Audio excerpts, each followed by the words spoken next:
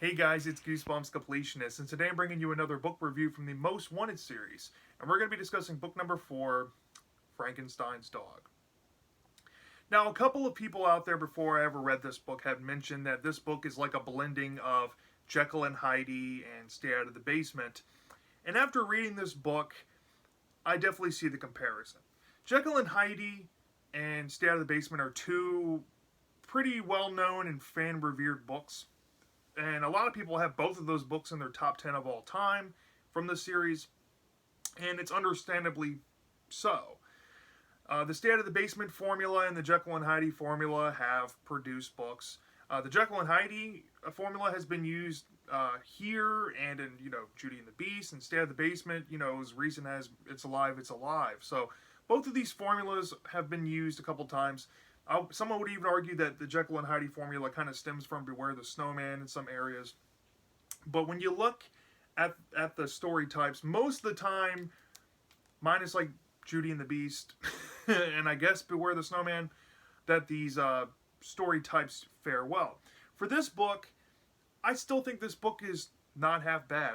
I really would recommend this book. If you have not read it, I would try this book out.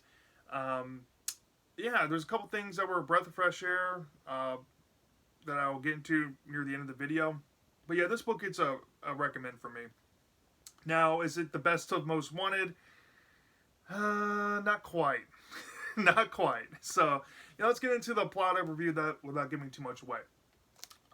So, the main character is named Cat.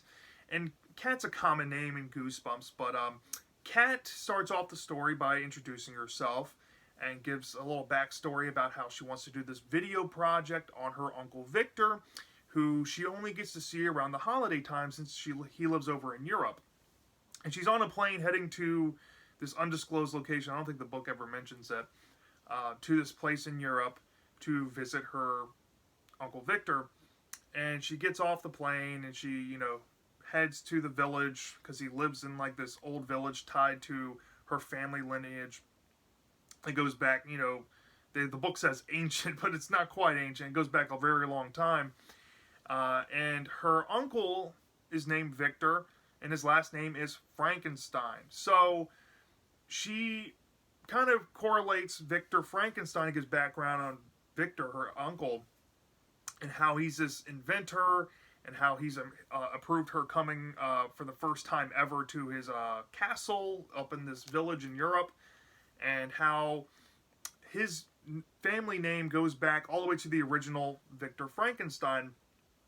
And yeah, and there's been a couple of books. So this book is kind of meta to Mary Shelley's Frankenstein a little bit, acting like Mary Shelley made a book around Cat's great uncle or something.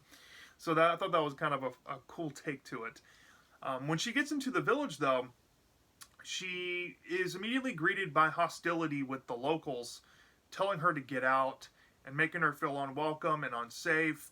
And she gets rescued by this boy named Robbie, saying that her uncle Victor has sent him to get her. So she takes to him. Robbie, comes to her defense and walks with her up this long stretch of a hill to get up to this huge ornate castle known as the Frankenstein Castle. So they start chatting and they head up to the castle and they end up there and they interact with these guard dogs, and they have a close call and they fumble the whistle. There's a dog whistle that Robbie brings, and they fumble with the whistle. They get the guard dogs back off, and then Uncle Victor comes to the rescue and invites him inside. And it spends a couple of chapters here of Cat catching up with Victor. This story is a very linear story, and there's really no time jumps, which is kind of unusual in Goosebumps. Most of the time it's very sporadic around the days, but this book kind of flows pretty neatly. So when she arrives, Victor is happy to see her, and she's feeling very great and honored to be allowed to go visit his castle. And she tells him that she can't wait to explore the place, and he's just happy to have her there.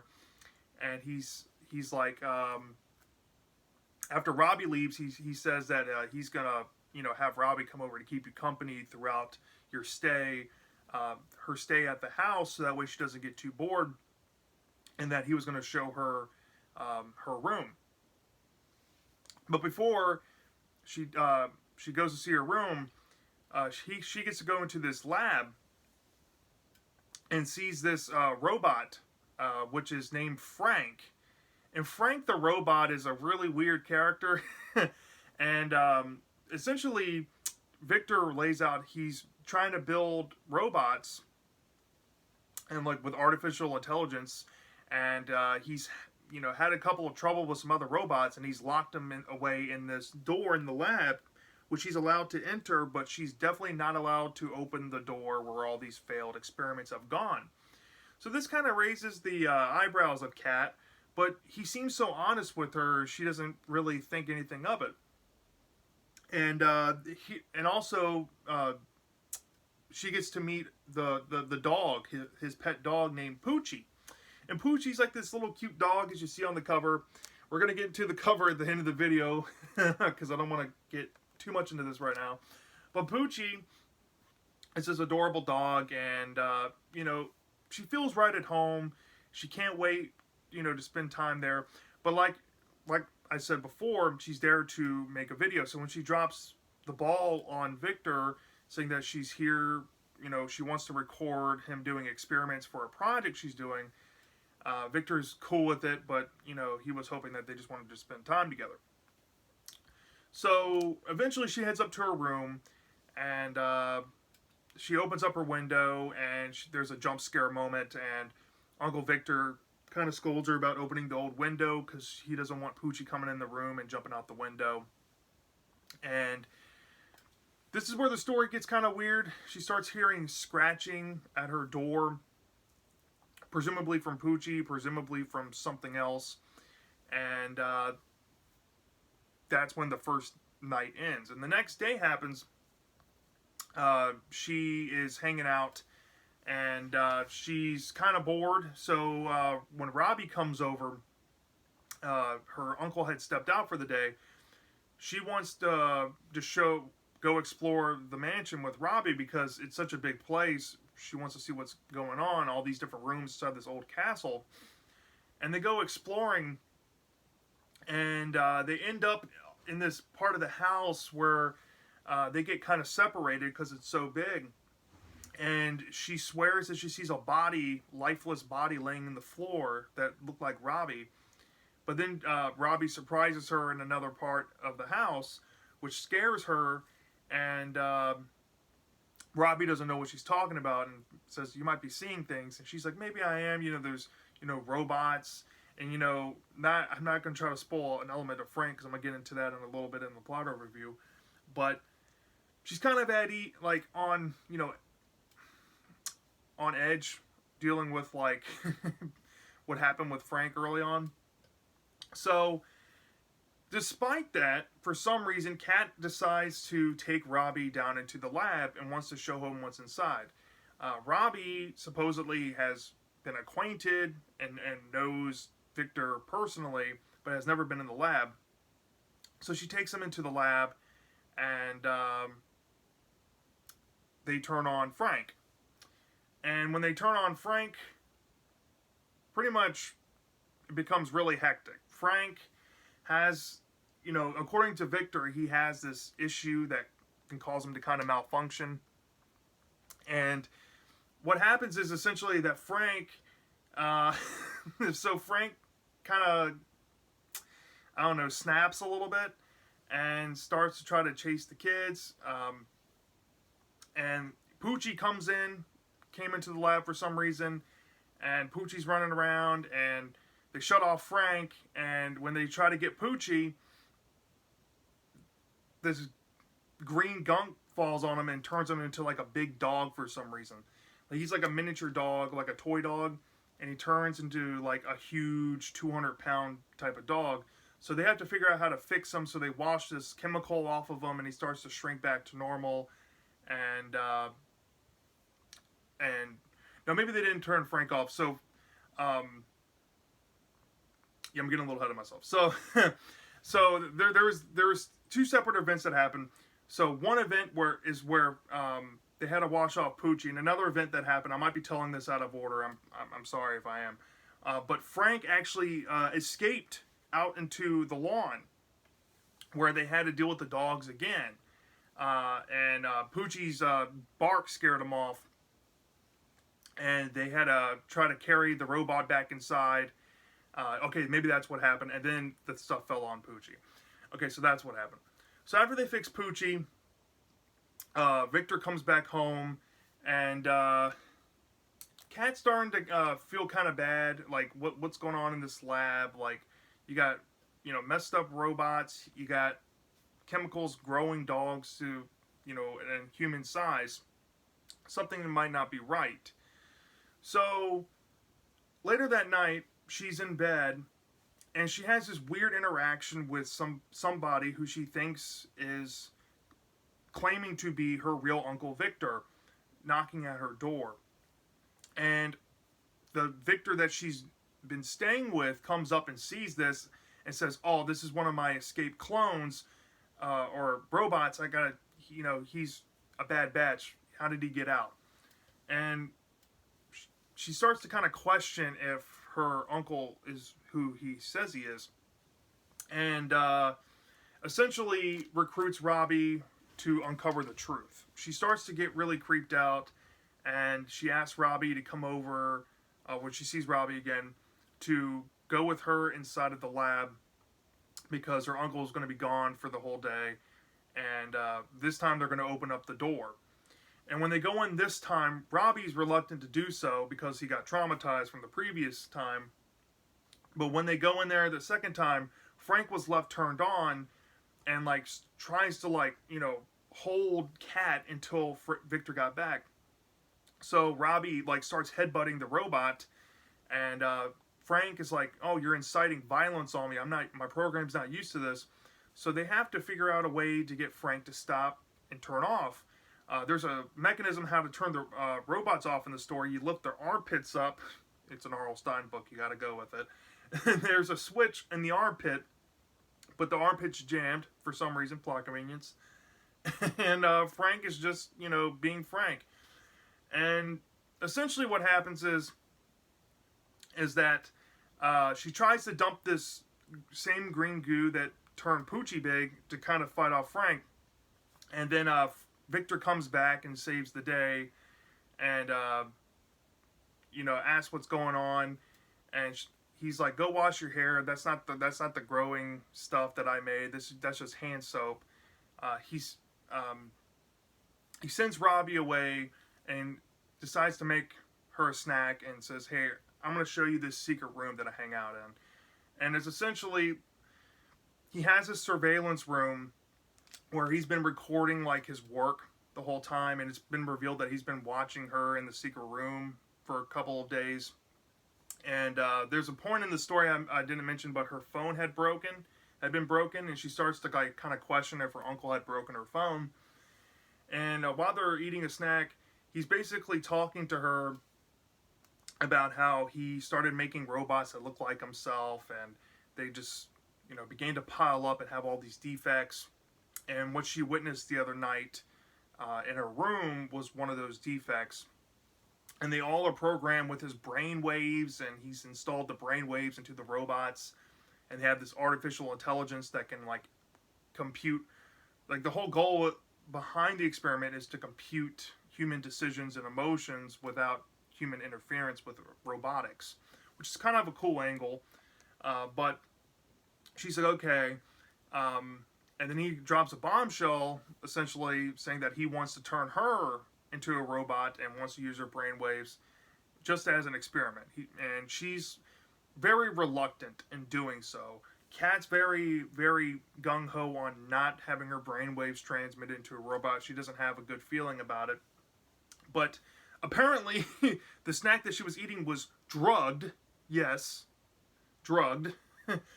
And Victor puts her to sleep, and when she wakes up, she's on a table and wrapped up in wires, and there's a robot that looks just like her. The robots in the stories are described to have flesh-like skin, and they're warm and it's very eerie. And when she comes to, She sees Frank, the robot, sitting at the corner, her Uncle Victor trying to assure her that everything's going to be okay, and she doesn't want any part of it and starts like screaming, "Let me out of this!" And he's like, "Just don't struggle. Like, it'll be over. You'll be all right." So Robbie comes in and he invites Robbie to come watch. He wants Robbie to watch, and Robbie sticks up. This is why I think Robbie's one of the greatest supporting characters I've read in a while. He sticks up for Kat and says she doesn't want this happen to her. You need to stop. And he tries to free the restraints. And what happens is, essentially, one of a Victor broke out of this door, broke a lock, and this Victor is claiming that he is the actual uncle of Kat, which, you know, gets everybody in a frenzy. There's Victor 1 and Victor 2 and Frank. They're all trying to stop each other while Robbie's trying to untie Kat. And then something happens to Frank the robot where his head legit gets ripped off. And it's described like his body slumped to the floor and his head smashed against the wall and into pieces with a crunch. That was a really cool scene. And of course, it goes to the textbook clone, you know, stay out of the basement trope of who's the real uncle, who's not the real uncle. And one of the Victors shows who they are by accident when Poochie comes to the rescue, and they use Poochie to kind of help figure out who it is. So once they figure out the robot, they turn it off, and they think they've solved the situation. And then a twist happens. Kind of I didn't see this part of the twist coming, I'll say that. Where it kind of gets flipped upside down on its head. I don't want to spoil what it is. And then the story ends on a kind of a buzzkill note on the final sentence, and that's essentially Frankenstein's dog. So yeah, thoughts on this book. Off the bat, I really enjoyed this book, but the positives, I'm getting to the positives. I really enjoyed how linear this story was. Most of the time in Goosebumps, it just jumps around point A to point B to point C to point Z, you know, pretty often. This book just felt very narrow in structure and knew what it was trying to do. It took over the course of 3 days for the story to unfold. It didn't like jump around time. So it was very easy to follow. The exposition was very rich in the first 50 pages, which I think is overkill. I'm kind of bleeding into negatives, and I'll kind of touch on this in the negatives again. But the exposition in this book was rich, more so than your average Goosebumps book. You really get a sense of character dynamics between Kat, Victor, and Robbie, the three main characters. You get a sense of this adorable dog named Pooch. You get a sense of how quirky this mansion is and how the villagers don't like Victor. Kat's personality is more one-dimensional. Her monologue isn't really rich like I look for, but the way she feeds off characters and how strong-willed in her convictions she is, she does come off like a heroic or like a reluctant hero protagonist. And I definitely prefer her over the likes of like Judy Glassman from Judy and the Beast. And she kind of has Heidi qualities there. Maybe not as deep and emotional for that character, but some heroic qualities to kind of stem from. And her dynamic and friendship with Robbie was really intriguing to read. And her honestly, her relationship with Victor throughout the story was kind of refreshing because they were so honest and they were like laughing and like making jokes at each other and poking fun at each other and having banter, like actual witty banter.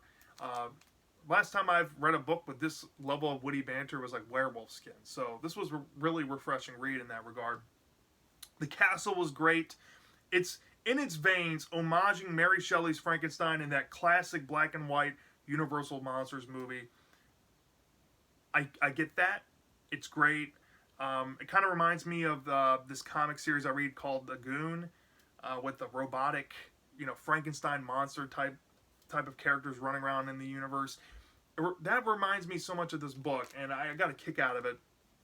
And it feels like Stein actually pulled off a monster in Most Wanted, like with the Frankenstein robots, that's a cool concept, and I'm glad that he tried it. And yeah, there's some really. This book wasn't scary, but it had some really fun scenes dealing with Frank and exploring the house, and some kind of weird moments that kind of spritzing the book up. But going into the negatives, there are some.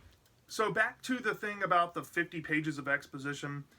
If I'm being honest, this book takes a while to get going and becoming interesting. The first 50 pages, establish the characters, establish dynamics and all that. You get a really deep sense of background and location exploration.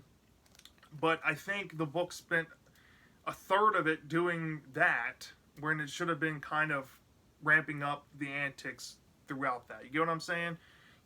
The dogs and the Frank stuff kind of spritzing it up, but I was hoping for a little more action in that, and I felt like the exposition just was too focal for that first 50 pages, and it took a while until Robbie came over the second time and they went exploring in the mansion to get kind of interesting. So yeah, I was kind of detracted the first 50 pages. It's not the biggest negative ever, but it did detract getting into the book initially.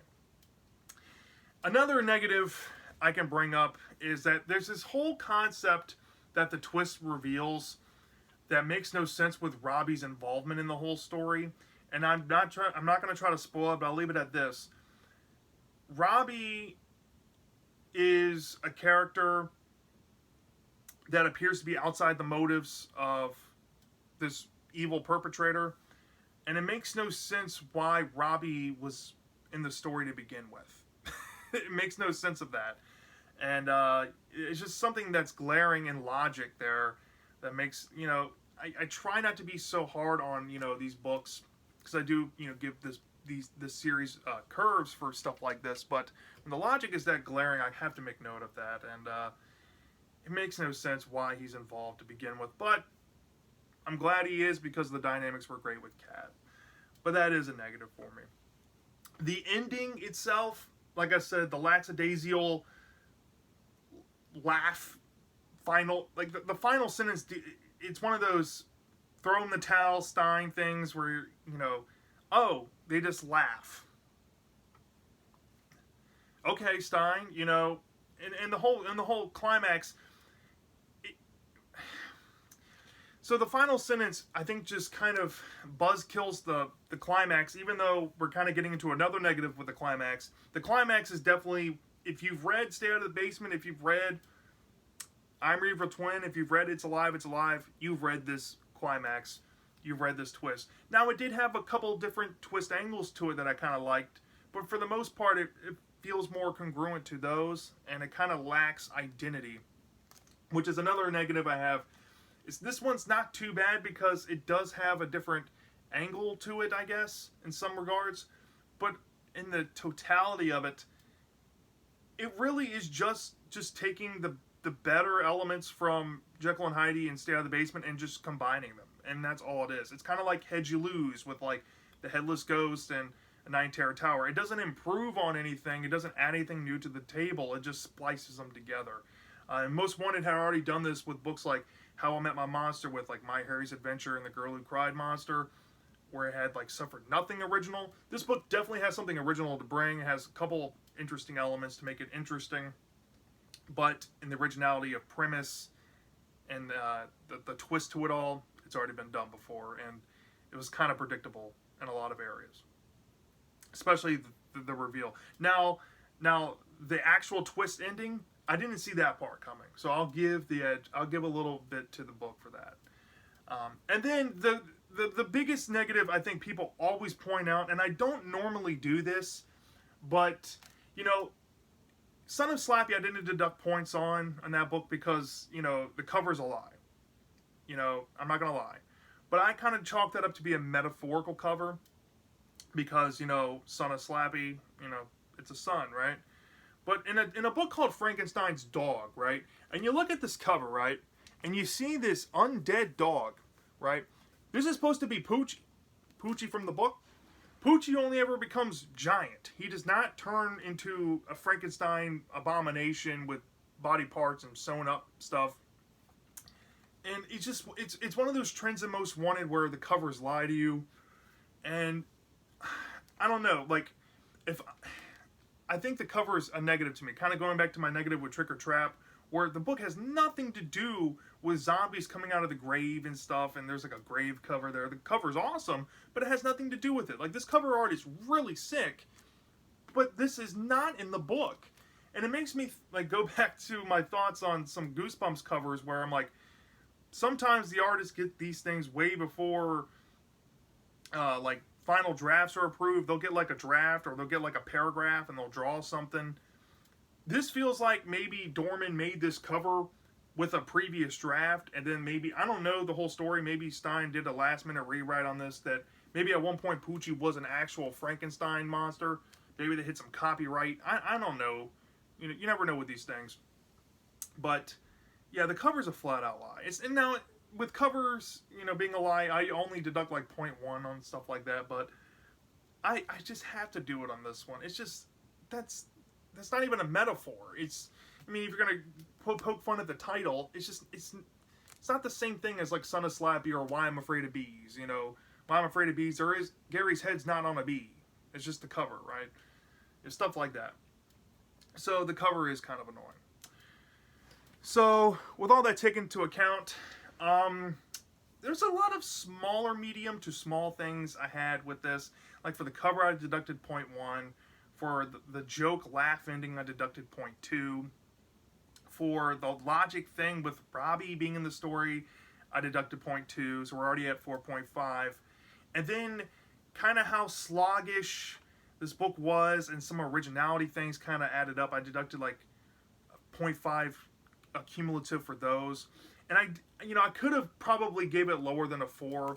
I was kind of leaning a 3.8 or like a 3.7, but I gave it bonus points because of the character dynamics, and I like how that felt different. I like the witty banter, and I think I don't know, I just got a personal kick out of it. Like I got what the charm was, and the writing was pretty solid. It was straight through. I have no issues with the writing at all. So yeah, so I think this book, I only deducted a full point off, and I gave this a flat 4 out of 5. I think this is a low B, kind of on that C plus, B minus territory, but I think this book deserves a 4. Higher. It deserves to be higher than a C. This is a great book for what it is. If you haven't read it, I highly recommend it. Go try this out.